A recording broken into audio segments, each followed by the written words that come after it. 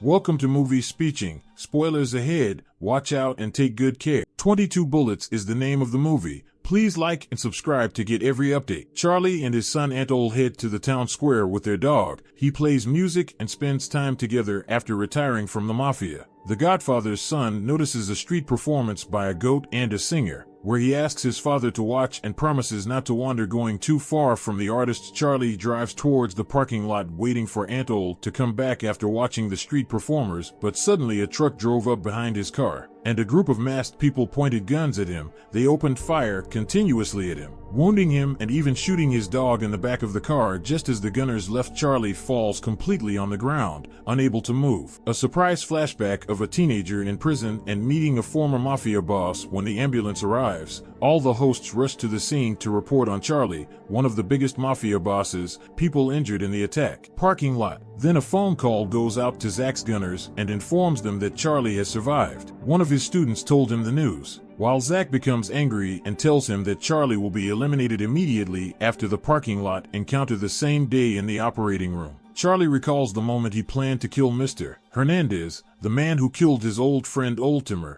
Zach and Martin help him get ready equipment and his escape vehicle for the assassination while shaking hands and swearing friendship until death. Shortly after the incident, police officers and medical examiners cleared the scene and arrested begins investigating who attacked Charlie. The head of the investigation is Marie Goldman along with her partner. She seeks revenge for her deceased husband, who was killed by Zach, one of Charlie's friends, while Charlie is released from the hospital after surgery, where the police put him in a secure room. The entire hospital is filled with excessive security equipment such as CCTV cameras and alarms indicating equipment will be destroyed, used to gather information about the whereabouts of other gang bosses. A few days later, Charlie is now able to move and talk after being in a light coma after suffering a fatal wound. Martin arrives to bring his companion carry him and assures Charlie that they will gather information on the shooter and arrest them individually. The doctor informed him that his right hand and arm would no longer function the same as the nerves were affected, and he could also feel numbness in that part. The doctor claimed that later that evening, an assassin disguised himself as a doctor at the hospital and attempted to murder Charlie in bed while he was resting, but fortunately, the police anticipated this situation and taking it for storage in a private room where Officer Goldman guards his bed. The next morning, Zach comes to guard the hospital with his bodyguards and henchmen. He brings a flower and visits Charlie to assure him that his family will be well taken care of while he recovers from his injuries in the hospital, later joking that he's more handsome than himself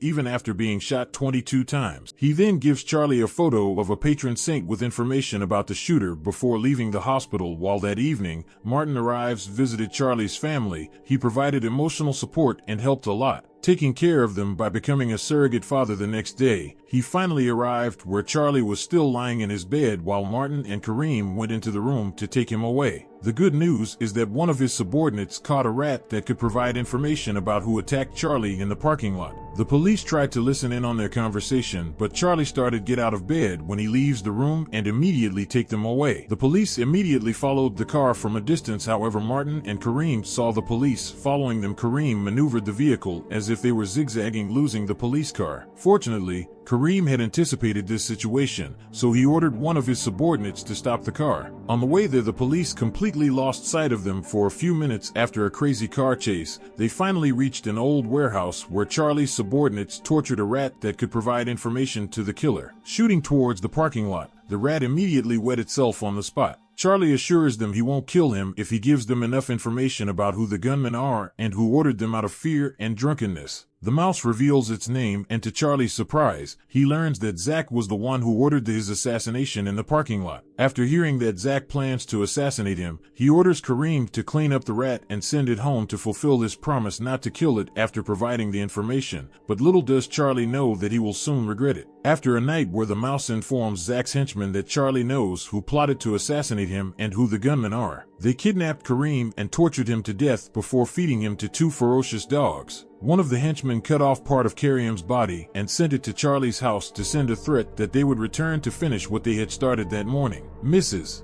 Charlie's wife receives a package containing Kareem's unidentified body parts boxed up. She screams, fearing they will be the next target, and Charlie decides to fight for his family. Family mourned one last time at the cemetery. He assured them that he would kill all those who tortured and attacked them as Kareem's birthday was celebrated. A classmate. One person mourns the death of another, and Zach's goons celebrate by eating and drinking lots of food. But Charlie breaks into their hideout and threatens to kill them one by one and holds a grenade to scare the goons. He ordered them to throw guns and other weapons into the aquarium. He immediately shot the birthday celebrant when he recognized the watch of one of the shooters in the parking lot a few days after Charlie's breakout. Entering the hideout, he kills one of the henchmen, then visits Kareem's grave out of frustration at Zach's house. Goldman and his partner investigate Zach and Charlie's whereabouts during the parking lot assassination. Zach immediately tries to bribe Goldman to work for him, but without hesitation, she declines the offer to let her find more clues linking Zach to Charlie's assassination. Meanwhile, that afternoon, Zach's henchmen wreak havoc on Charlie's henchmen office and destroyed all his belongings. Minutes later, Martin arrives at the office only to find the place a mess and notices Charlie's family photos are damaged. He then rushes out to warn Charlie about his favorite spot on the nearby beach. After a while, Martin arrived at the scene to warn Charlie that he was in danger, but their luck was running out as the enemy was able to attack. All the enemies fired at Martin and Charlie, but both of them dodged the bullets. But unfortunately, Martin was captured by the enemy and was almost bitten by enemy dogs, while some followed Charlie and fled on motorbikes. Zach's henchmen continue to follow Charlie as he escapes, but he comes up with a plan in which he will escape while remaining hidden from the public. He fools them all and crashes into a nearby police car to avoid all the trouble of fighting multiple enemies. They all passed by to see it. They can't arrest Charlie because they will tell the police that it's a mafia war. The police notice several of Zach's henchmen dying one after another, and they immediately suspect Charlie of the series of murders. Goldman then investigates the mysterious killer. Apparently the killer is using a gun with a silencer. She still notices that the gun has Charlie's fingerprints on it, and she immediately interrogates Charlie at police station. She talked to him and asked him where he found him in the event of the murder, but he still knows nothing about the murder, no matter what she says. That someone may be using their gun to conceal the true identity of the killer. That evening at the location of Zach's son's wedding, Zach talks about how he values his friends and would never kill anyone, but it's all hypocritical because he doesn't value them and instead defames all of his friends as soon as he no longer needed them. While Charlie Corners reprimands one of the thugs who owns the dog who tortured Kareem, he sees an opportunity to kill him along with other thugs who are part of the gunman who shot Charlie on parking lot. He shoots him in both legs and orders him to download all of Zach's transactions to get an advantage and blackmail him, but Zach notices that some of his henchmen had gone missing. He then ordered some of his remaining henchmen to search for them.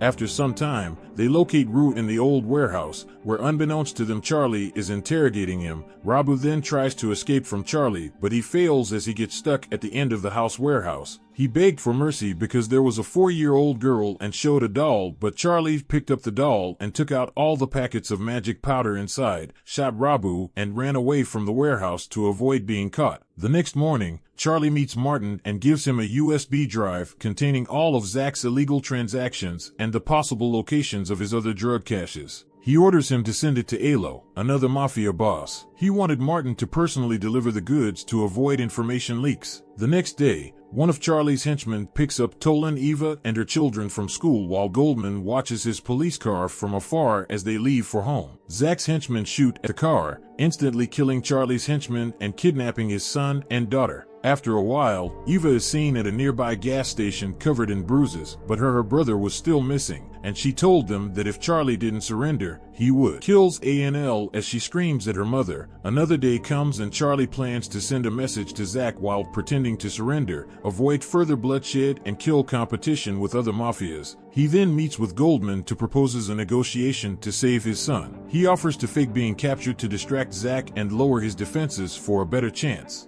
To save her son, Goldman agrees to help him, but on one condition. She asks him to stop Zach once and for all to take revenge on her deceased husband while the police broadcast all the news about Charlie's arrest. Zach orders his henchmen to eliminate Anil while he is of no use anymore because his father has been arrested by the police. Meanwhile, at another warehouse, one of the henchmen orders a thug to finish off the child and gather all the materials needed to bury the child's body. The thug collected all the necessary materials, but he hit the henchman on the head because he didn't want to kill an innocent child. He tried to free Anil and assure him that he would be safe, but the henchman stabbed him in the stomach while Anil screamed frightened. The henchman stuffed Goon and Anil's bodies into the back of the car and immediately left. The area to kill Anil was in a safer place, but Charlie went and climbed the barbed wire wall of the warehouse and escaped from the maze of barbed wires surrounding the warehouse. He noticed a car trying to get away, and he heard his child's voice. He decided to intentionally jump in front of the car to stop it. The car crashes and the henchman attacks Charlie with his knife, although fortunately Charlie uses his right arm, which feels nothing like a shield, to block all of the man's attacks. He defeated him by hitting him hard with the car door and finished by twisting his neck, killing the enemy instantly. He successfully saved his son, and they left the area to return to a safer place while Charlie decided not to run anymore and leaving Zach at home to deal with things the next day. He sneaks into Zach's house, confronts Zach, and asks him why he committed all these heinous crimes. Zach then explains that their ideology doesn't align with Charlie wanting to be a mafia that doesn't kill anyone. For a while Zach intended to eliminate everyone who stood in his way, but as soon as they took action, the police arrived and arrested Zach for fraud and embezzlement, and they freed Charlie from all the crimes that he caused. The film ends after chaos. Event Goldman proves Charlie was not the one who killed all of Zach's henchmen by having him sign a paper certifying that his right hand was non-functional, explaining that the gun had his fingerprints on it. Right hand, while Charlie calls Martin to take him home and talks to him about being part of the shooter who tried to kill him,